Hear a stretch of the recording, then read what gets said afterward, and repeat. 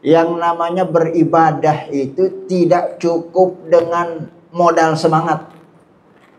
Ya, jangan mentang-mentang modal semangat baru hijrah sebulan 2 bulan, saking semangatnya akhirnya ibadahnya tidak mengikuti arahan yang disampaikan oleh para ulama di dalam kitab-kitab yang tentunya itu turunan dari informasi yang disampaikan oleh baginda Nabi Muhammad sallallahu alaihi wasallam. Ya, sebab setan itu tidak tinggal diam pada saat kita mulai semangat beribadah. Saya akan berupaya bagaimana ibadah kita itu salah kalau bisa. Ya, syukur-syukur nggak ibadah sekalian. Itu memang demennya setan. Maka menghadiri majelis-majelis ilmu, merapat ke majelis-majelis taklim, meluangkan waktu untuk mempelajari agama, ini juga bagian dari upaya yang harus kita upayakan. Ya, hari ini kita bersyukur kepada Allah Subhanahu wa taala, kita sedang melaksanakan ibadah puasa di hari yang ke 13. Ya, ini jangan sampai ada yang kurang. Kalau ada yang kurang berarti puasanya kurang.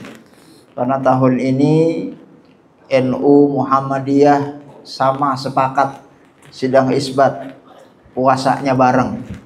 Mudah-mudahan lebarannya juga bareng. Amin ya rabbal alamin. Kalaulah nanti puasanya nggak bareng itu, lebarannya ada yang duluan, ada yang belakangan, pastikan puasa kita tidak kurang dari 29 hari. Dan tidak lebih dari 30 hari. Karena hanya itu pilihannya. Sebagaimana hadis Rasulullah sallallahu alaihi wasallam, fa in ghumma alaikum fa akmilu iddata sya'bana thalathin. Sebagaimana Rasulullah menggenapkan bulan Sya'ban menjadi 30 hari pada saat hilal bulan Ramadan tidak terlihat, itu artinya bilangan bulan dalam syariat agama kita berkisar antara 29 dan 30 hari. Ya, jangan sampai nanti ada di antara kita yang terjebak sebagian aliran-aliran yang nggak jelas. Ya, di Indonesia itu banyak aliran yang nggak jelas. Ya, orang masih Ramadan 27 dia udah lebaran. Nah, ini udah kurang banyak, udah pasti keliru. Ya, sekedar informasi, aliran-aliran yang tidak jelas di negeri kita itu tidak kurang dari 360. Ya, ini kita nggak ngomong negara lain, kita ngomong negara kita. Negara Kesatuan Republik Indonesia. Ada lebih dari 360 aliran sesat. Ya, ini tentu bukan kata saya. Ya, menurut hasil fatwa yang dirilis oleh Majelis Ulama Indonesia. Ya, mudah-mudahan tidak ada di antara jamaah kita yang terindikasi aliran sesat. Amin ya rabbal alamin. Ya, oleh karena itu maka disinilah pentingnya ya, kita Masjid Haqqul Mubin ini mengadakan pengajian-pengajian. Ya, itu kalau tidak salah rutin ya, sepekan berapa kali Pak Ustaz?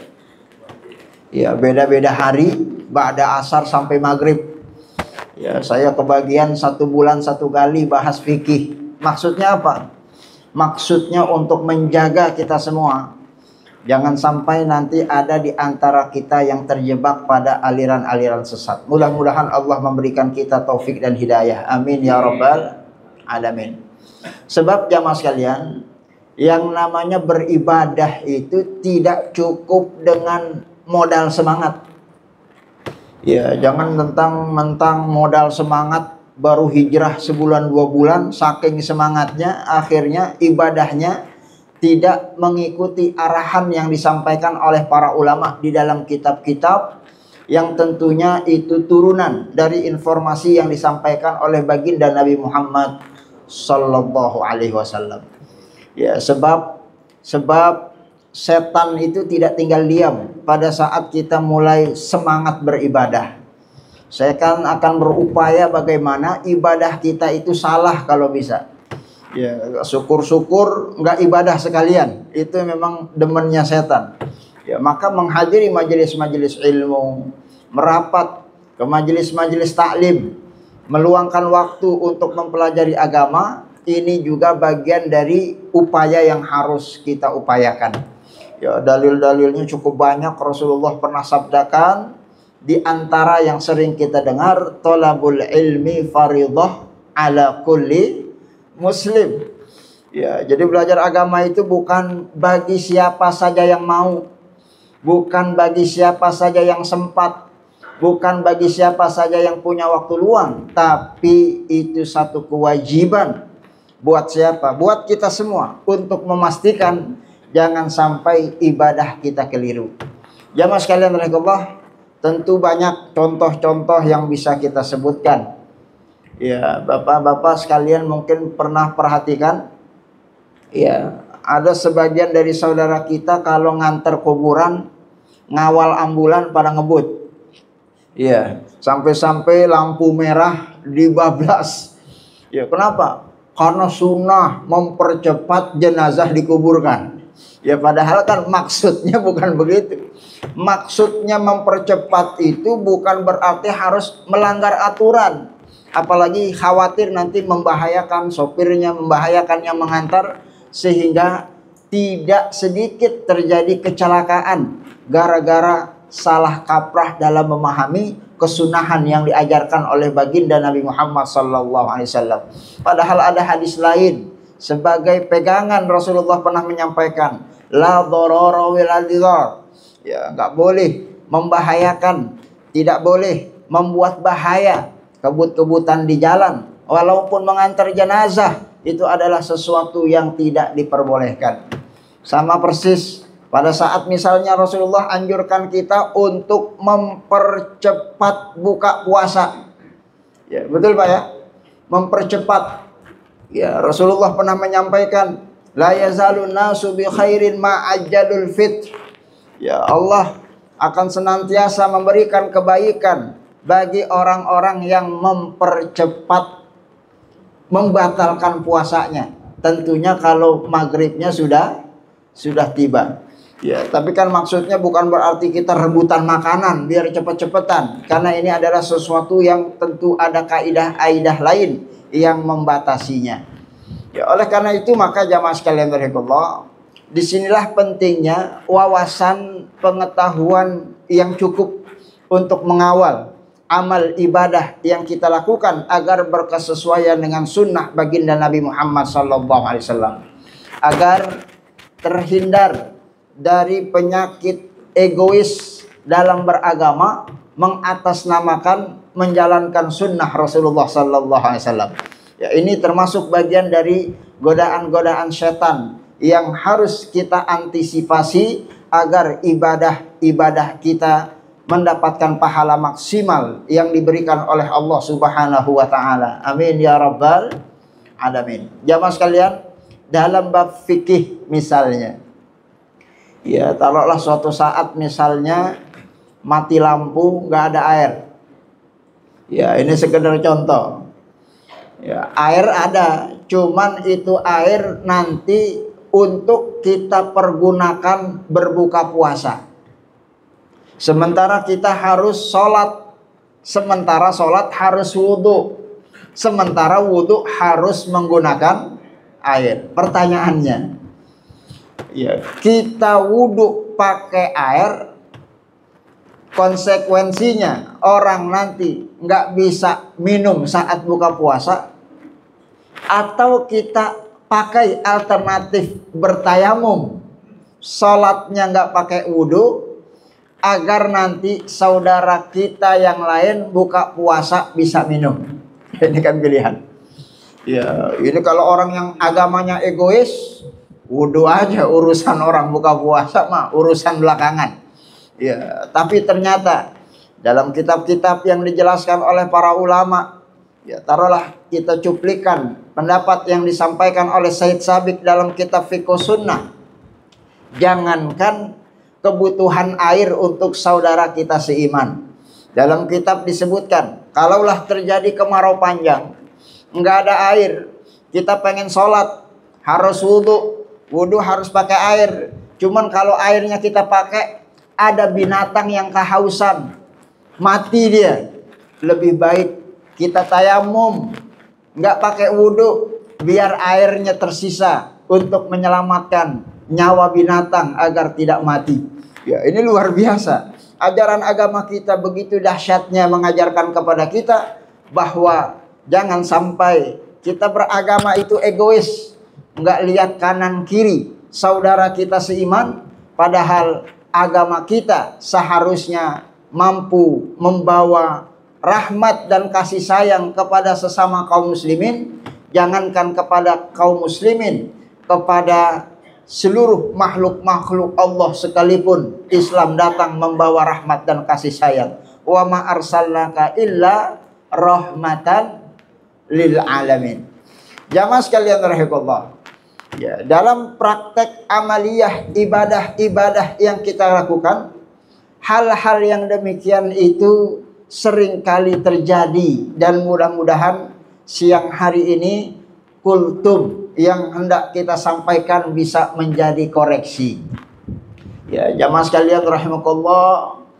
Ya, di dalam praktek amaliyah ibadah sholat Jumat, ya ini kalau jamaah kita yang hadir dalam kajian rutin Kamis pekanan, Kamis bulanan, memahami ada hadis yang Rasulullah sampaikan, sunnah hukumnya kalau di hari Jumat itu kita datang duluan, duduknya paling depan. Biar apa? Biar dapat pahala seperti berkurban menyembelih seekor unta. Kan begitu hadisnya. Faka'annama qarraba badana. Ya, nanti yang barisnya belakang pahalanya lebih kecil. Faka'annama qarraba baqarah. Seperti menyembelih seekor sapi. Ya, yang belakangnya lagi lebih kecil lagi, menyembelih seekor kambing. Belakangnya lagi lebih kecil lagi, menyembelih seekor ayam. Belakangnya lagi, ya betul, telur. Rasulullah sebutkan, ya baydah, seperti dia berkurban, bersedekah sebutir telur. Ya, itu yang paling belakang. Ya, kalau yang terlambat mungkin telur cicak. Artinya semakin belakang semakin kecil pahalanya. Itu merupakan aturan baku, aturan standar. Akan tetapi jamaah sekalian rahimakumullah, dalam bab-bab fikih bukan berarti lalu kemudian atas dasar kita ingin duduk di depan biar dapat pahala menyembelih seekor unta, lalu kemudian kita langkahi pundak-pundak saudara kita seiman yang sedang lagi duduk bersimpuh, mungkin bermunajat kepada Allah Subhanahu wa taala. Ya, dalam hadis disebutkan hatta yatakhattaba riqaban nas. Ya, orang yang melangkahi pundak-pundak saudaranya seiman itu adalah sesuatu yang dilarang oleh Rasulullah. Ya, kenapa? Karena dengan melangkahi pundak mereka mengganggu kekhusyuan ibadah mereka. Ya, saudara kita lagi baca Quran dilangkahi pundaknya. Saudara kita lagi doa dilangkahi pundaknya. Itu adalah sesuatu yang terlarang, meskipun tujuan kita mulia, meskipun tujuan kita bagus, biar dapat pahala yang besar, tapi caranya harus mengikuti cara arahan yang diberikan oleh baginda Rasulullah sallallahu alaihi wasallam. Ya ibadallah, pemahaman-pemahaman yang seperti ini nanti bisa kita terapkan dari seluruh ibadah yang kita lakukan kepada Allah Subhanahu wa taala. Jamaah sekalian rahimakumullah, bukan hanya berbicara tentang memilih posisi tempat duduk.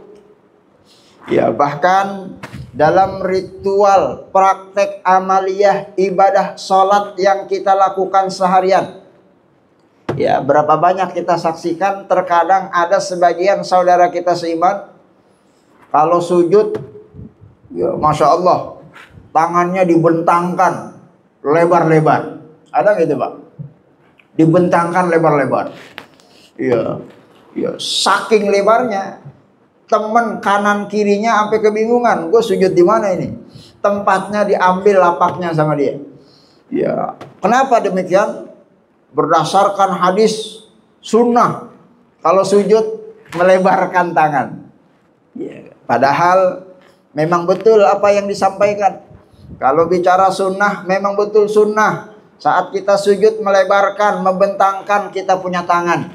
Dalam hadis disebutkan Rasulullah sallallahu alaihi wasallam idza sajada, Rasulullah kalau sujud hatta yura bayadu ibtihi, saking lebarnya beliau membentangkan tangannya sampai terlihat putih bersih ketiak baginda Nabi Muhammad sallallahu alaihi wasallam.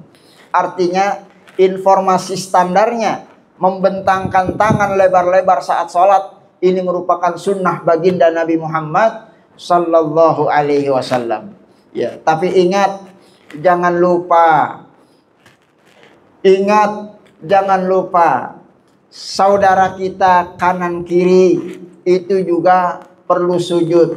Jangan sampai tempat sujudnya kita pakai hanya gara-gara kita ingin berupaya menjalankan sunnah Rasulullah sallallahu alaihi wasallam. Ya, padahal kita harus memahami Rasulullah kalau sholat, di mana Rasulullah sholat?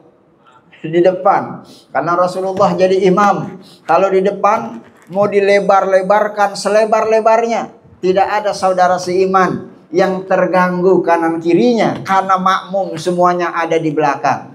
Itu artinya silahkan rekan-rekan kalau sholat sunnah kanan kiri nggak ada orang dilebarkan selebar-lebarnya. Sholat sendirian di rumah dilebarkan selebar-lebarnya. Jadi imam dilebarkan selebar-lebarnya. Tapi kalau sholat berjamaah jangan egois. Bukan cuman kita yang ingin menjalankan sunnah Rasulullah, saudara kita seiman juga ingin mengamalkan sunnah Rasulullah. Makanya selebar tangan kita saat sujud dalam sholat berjamaah disesuaikan dengan situasi dan kondisi.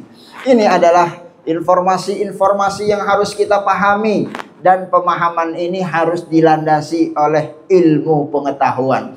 Ilmu pengetahuan yang membahas itu dalam agama kita disebut dengan ilmu fikih.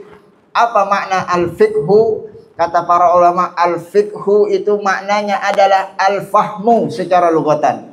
Secara etimologi, orang yang belajar fikih seharusnya dia paham bahwa beragama itu tidak harus egois, beragama itu harus sesuai dengan tuntunan, tapi juga harus melihat situasi dan kondisi. Dan begitulah yang diajarkan oleh baginda Nabi Muhammad sallallahu alaihi wasallam. Ya, jamaah sekalian rahimahullah. Begitu juga nanti dalam teknis pelaksanaan salat berjamaah. Ibarat Allah, tentu kita memahami dan mengetahui salat di awal waktu ini merupakan salat di waktu yang paling utama. Ya, tapi kan bukan berarti ingin mengejar awal waktu, akhirnya ritual sunnah lainnya kita persingkat. Ya, nggak usah pakai azan, nggak usah pakai qomat, langsung sholat. Ya, ada nggak praktek amaliyah ibadah begitu? Ya, ini mohon maaf. Ya, di masjid kita kalau nggak salah habis maghrib langsung qomat. Ya, ini juga sebagai informasi bahwa hal itu adalah sesuatu yang sebaiknya jangan dilakukan. Habis azan, tunggu, jangan langsung qomat. Mungkin ada saudara kita yang lagi wudhu, mungkin ada saudara kita yang lagi buang hajat, mungkin ada saudara kita yang pengen sholat sunnah qobliyah, mungkin ada saudara kita yang ingin bermunajat kepada Allah karena berdoa antara waktu azan dan qomat itu adalah doa yang mustajab. Ya, maka kalau langsung qomat ini tidak diperkenankan. Makanya di dalam fikih makruh hukumnya kalau itu terjadi, kecuali mungkin kalau mengejar shift yang terkait dengan kewajiban kita sebagai pegawai, ini adalah sesuatu pengecualian yang diperbolehkan. Artinya dalam hukum standar harus kita memberikan ruang kepada saudara kita seiman agar kita ibadah bukan hanya memikirkan diri sendiri, tapi juga memikirkan saudara kita seiman.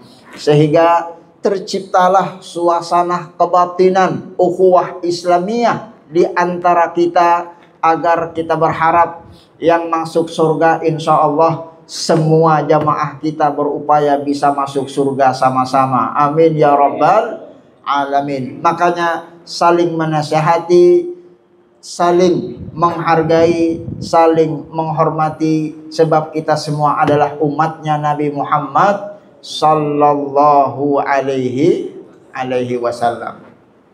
Jamaah sekalian rahimakumullah, ya, contoh-contoh hal-hal yang demikian itu ya perlu kita budayakan. Ini merupakan bagian dari ajaran baginda Nabi Muhammad sallallahu alaihi wasallam. Jamaah sekalian rahimakumullah, di dalam agama kita, kalau kita beribadah hanya bermodalkan semangat, ya mohon maaf, terkadang kelirunya lebih memungkinkan dibandingkan dengan benarnya. Ya, mentang-mentang pengen cepet sholat, imam belum takbir, udah takbir duluan. Allahu Akbar. Itu secara fikih tidak sah sholatnya. Semangat-semangatnya kita sholat, tetap status sebagai makmum harus nunggu komando imam. Kalau imam belum takbir, jangan takbir. Kalau imam belum ruku, jangan ruku. Kalau imam belum sujud, jangan sujud. Begitulah semangat kita harus dibatasi dengan kepatuhan kita sebagai posisi saat kita melaksanakan sholat berjamaah kalau statusnya sebagai makmum. Ya ibadallah, begitu juga sebaliknya. Pada saat imam sudah kasih komando, segera makmum jangan egois ibadah sendirian di belakang imam. Imam udah ruku masih aja baca Fatihah. Imam udah sujud masih aja dia i'tidal. Imam masih sujud, dia belum juga sujud. Imam sudah tahiyat akhir, si makmum malah masih sujud. Ada nggak makmum yang begitu?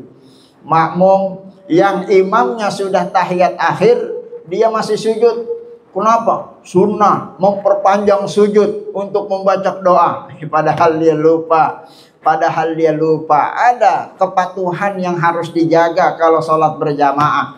Kepatuhan itu adalah kepatuhan harus patuh kepada imam. Rasulullah sampaikan, idza kabbara fakabbiru wa idza raka'a farka'u wa idza i'tadala fa'tadilu wa idza sajada fasjudu. Kalau imam sudah takbir, makmum harus takbir. Imam sudah ruku, makmum harus ruku. Imam sudah sujud, makmum harus sujud.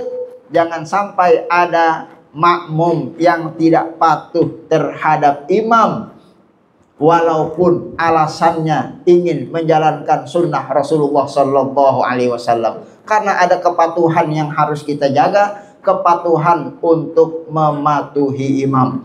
Ya, ibadallah, kalau nanti kita sholat sendirian, silahkan.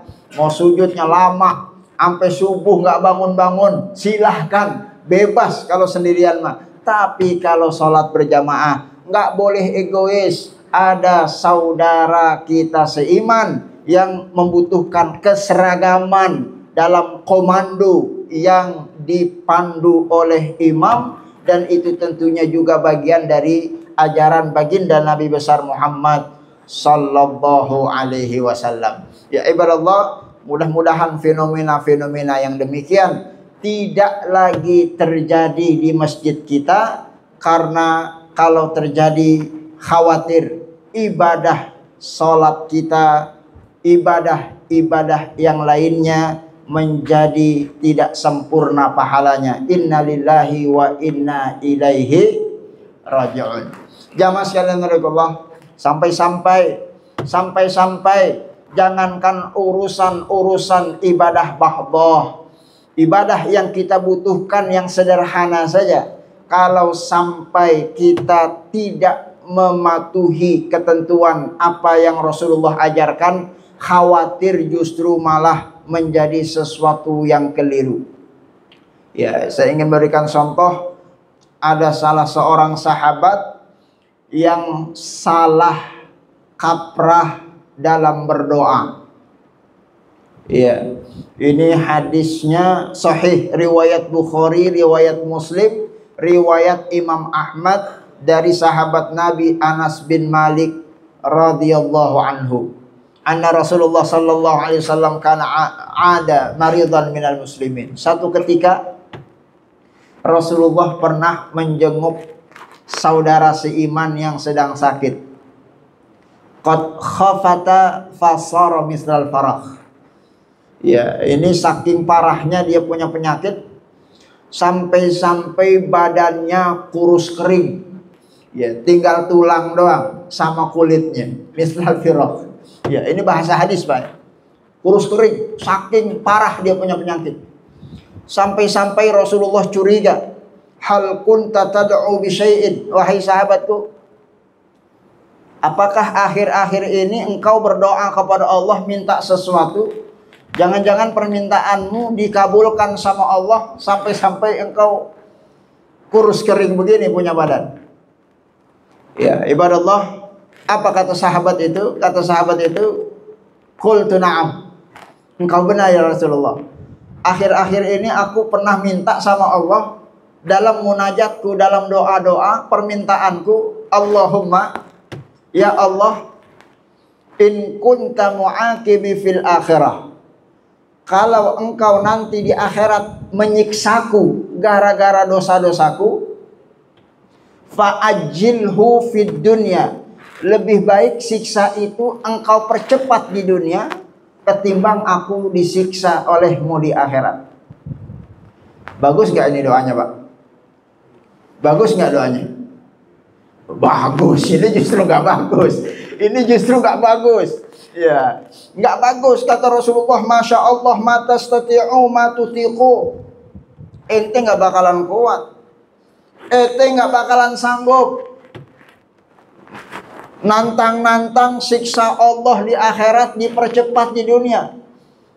Ente salah doa, makanya badan ente kurus kering begini. Ya, mohon maaf ini kalau ada jamaah kita yang kurus, ya bukan berarti dia salah doa. Ya, ini cuman sekedar ingin memberikan informasi. Doa sahabat tadi salah, Rasulullah koreksi. Maukah engkau aku ajarkan, kata Rasulullah, satu doa yang lebih baik dari doamu itu? Diajarkan sama Rasulullah satu doa, doa yang sering kita baca, yang kita kenal dengan doa sapu jagat.